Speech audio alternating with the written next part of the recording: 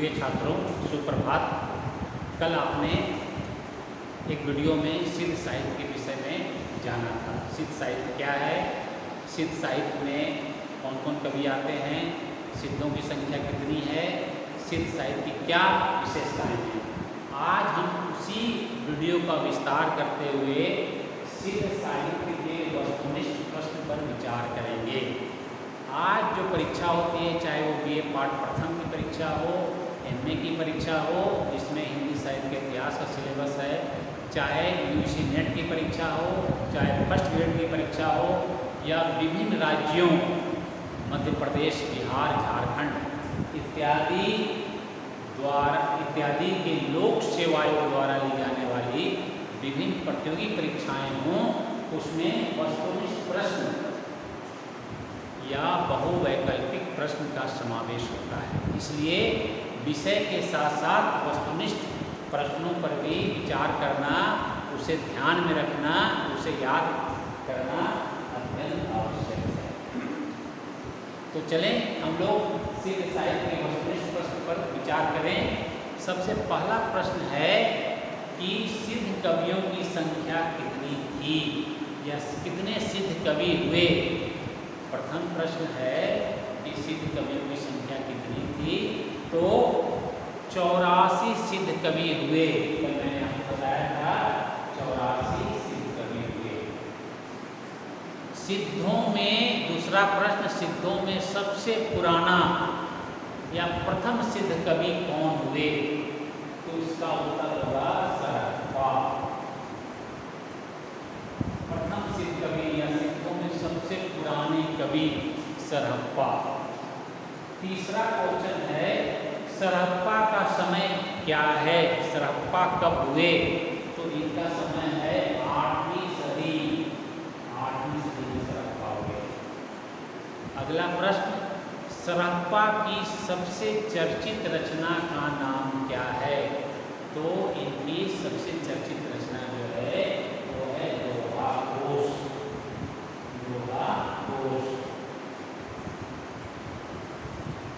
अगला, दोहा कोश का संपादन किसने किया।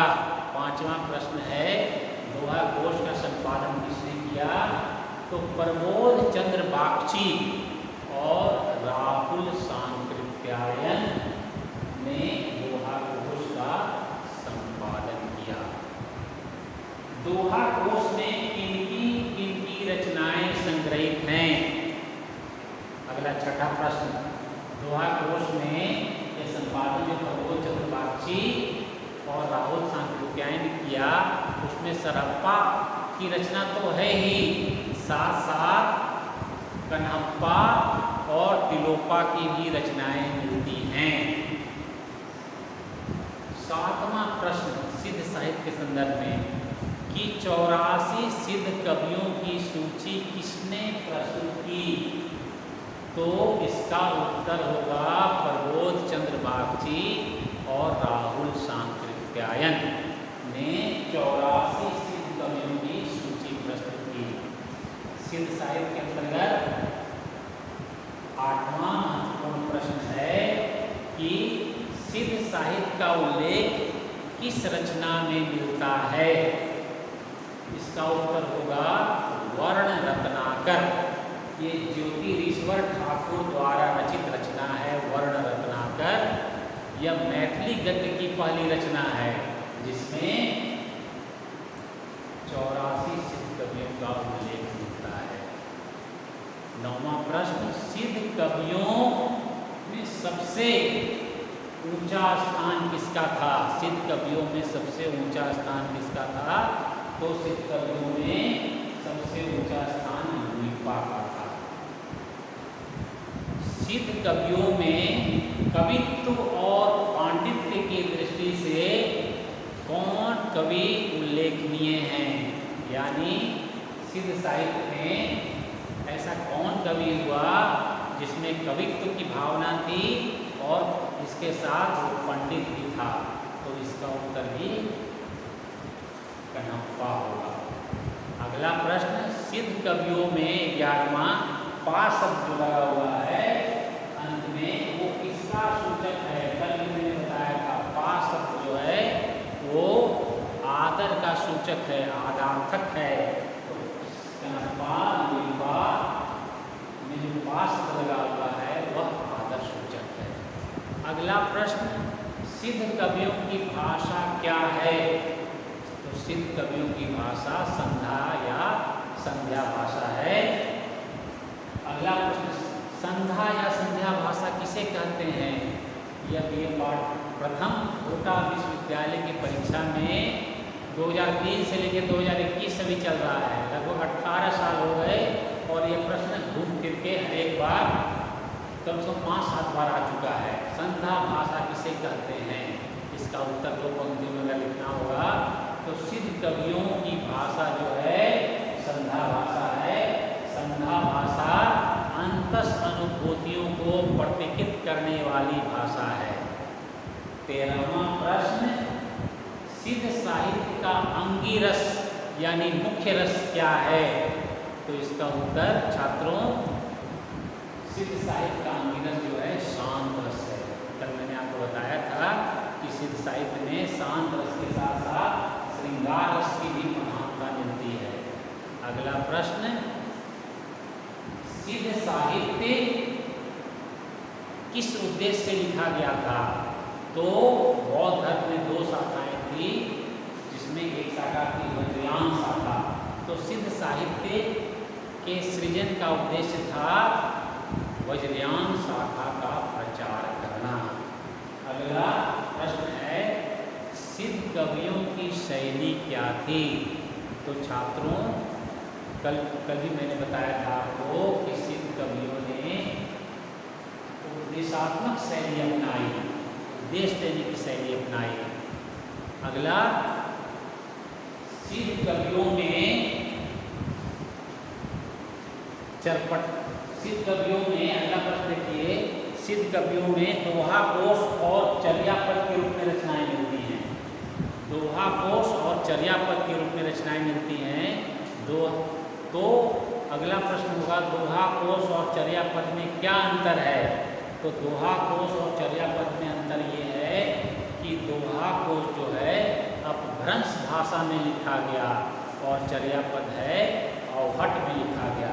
अपभ्रंश और अवहट के विषय में जान लीजिए कि संस्कृत से पाली, पाली से प्राकृत, प्राकृत से अपभ्रंश, अपभ्रंश से अवहट और अवहट से हिंदी का विकास हुआ। पुरानी हिंदी और हिंदी का विकास हुआ, यानी अपभ्रंश और अवहट दोनों अलग अलग भाषाएं हैं। अपभ्रंश से ही अवहट का विकास हुआ।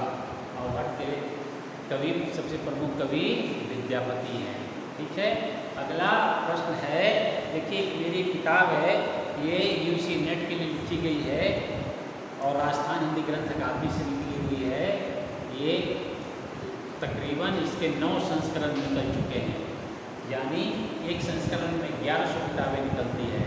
तो ये हर एक परीक्षा के लिए ये पाठ प्रथम हो, द्वितीय हो, तृतीय हो, आरपीएससी फर्स्ट ग्रेड हो या विभिन्न राज्यों की लोक सेवा आयोग की परीक्षा हो या राष्ट्रीय स्तर पर भी होने वाली यूसी नेट की परीक्षा हो, उसमें ये किताब अपने आप में बहुत महत्वपूर्ण है।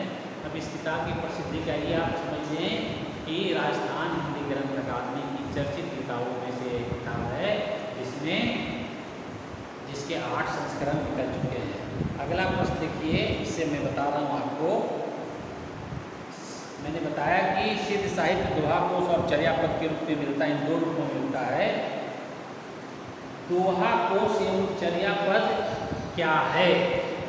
तो इसका उत्तर होगा, दोहा कोश और चर्यापद जो है एक प्रकार का गीत है जो सामान्यतः अनुष्ठान के समय, अनुष्ठानों के समय गाया जाता है। इन गीत सिद्धाचार्य कौन कहलाते हैं? ये भी प्रश्न पूछ सकता है कि सिद्धाचार्य कौन, किसे कहते हैं? तो धार्मिक अनुष्ठानों के समय जो गीत गाए जाते थे और इन गीतों को गाने वाले ही सिद्धाचार्य कहलाते थे। चर्यापद संध्या भाषा में, संध्या भाषा के दृष्टिकूट में रचित हैं, जिसके अर्थ गूढ़े हैं। अगला प्रश्न है कि सहजयान और वज्रयान में क्या अंतर है? तो इसको जान लीजिए आप। सहजयान वज्रयान की सिद्धावस्था है यह वज्रयान से आगे की मंजिल अथवा अवस्था है। वज्रयान में वज्र शब्द हिंदू विचार पद्धति से लिया गया है। यह अमृत का साधन है। सिद्धों का संबंध वज्रयान या सहजयान शाखा से था। ये भी प्रश्न सबसे महत्वपूर्ण है कि सिद्धों का संबंध किससे था? तो सिद्धों का संबंध वज्रयान या सहजयान शाखा से था। एक अगला प्रश्न सहजयान शब्द आया तो एक प्रश्न मेरे दिमाग में घूम रहा है कि कौन सा सिद्ध कवि हुआ जिसने सहज जीवन पर बल दिया, सहज जीवन यापन पर बल दिया? तो ये इस कवि का नाम है कुक्कुरिपा।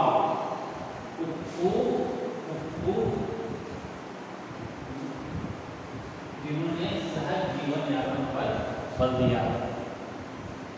एक और चर्यापद किसकी रचना है? चर्यापद सबरपा की रचना है। सबरपा का समय 8वीं शताब्दी है। सबरपा दोहा को उसकी रचना है तो सबरपा की रचना है। अगला देखिए, कन्हप्पा की कितनी रचनाएं मिलती हैं? तो कन्हप्पा की 72 रचनाओं का उल्लेख मिलता है और इनकी रचनाओं का विषय जो है दर्शन है। सिद्धों में सबसे बड़े विद्वान और सबसे बड़े कवि कौन हुए? तो सबसे बड़े विद्वान और सबसे बड़े कवि कन्हप्पा हुए। इसके विषय मैंने आपको बताया कि कवित्व और पांडित्य की दृष्टि से भी इनका साहित्य जो है अमर है। तो मैं समझता हूँ ये 18 क्वेश्चन है जो आपको आना चाहिए। दर्शन साहित्य के अंतर्गत आपकी जानकारी भी जरूरी है, जिसे मैंने बताया। कल पुनः मैं आपके समक्ष उपस्थित होऊंगा और इस बार अगले दिन का जो टॉपिक होगा, शीर्षक होगा, वो होगा नाथ साहित्य। जैसा कि आप शुरू में ही मैंने बताया कि आदि काल में अनेक प्रकार के साहित्य लिखे गए। सबसे प्रमुख साहित्य था वीर गाथा साहित्य या रासो साहित्य, दूसरा सिंह साहित्य, तीसरा नाथ साहित्य, चौथा जैन साहित्य, पांचवा उत्तर साहित्य, छठा आदिकाल का गद्य साहित्य और सातवां मनोरंजनात्मक साहित्य। आदिकाल का मनोरंजनात्मक साहित्य जो अमीर खुसरो द्वारा पहेलियाँ, मुकरियाँ और दो सपनों के रूप में लिखा गया। तो आज के लिए छात्रों इतना ही। धन्यवाद।